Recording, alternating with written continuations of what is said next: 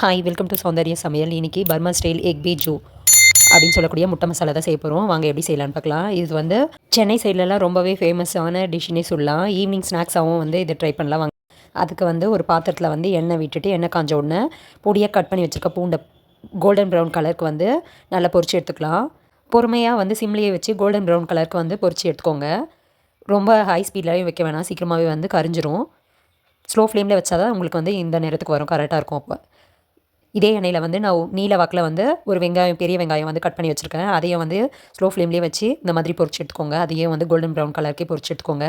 இதே எண்ணெயில் வந்து நான் 4-5 வரமிளகாய் வந்து வறுத்துட்டு சேர்த்துருக்கேன். அப்படியே நீங்கள் வறுக்க வேணாம் அப்படின்னு நினச்சிங்கன்னா சில்லி ஃப்ளேக்ஸ் அப்படியே ஸ்ட்ரெயிட்டாக கூட ஆட் பண்ணிக்கலாம். மிளகாவை வந்து மிக்ஸி ஜாரில் சேர்த்துட்டு ஒரு பல்ஸ் மோடில் விட்டு எடுத்துக்கோங்க, கரெக்டாக இருக்கும். இப்போ எக் பீஜோ செய்கிறதுக்கு தேவையான பொருட்கள் இது தான். வாங்க எப்படி செய்யலாம்னு பார்க்கலாம். நான் 5 முட்டை எடுத்து வாஷ் பண்ணிவிட்டு பாயில் பண்ணி எடுத்து வச்சுருக்கேன். அதை வந்து பாதியாக இந்த மாதிரி ஃபுல்லாக கட் பண்ணாமல் முக்கால்வாசி வந்து கட் பண்ணிக்கோங்க நடுவில்.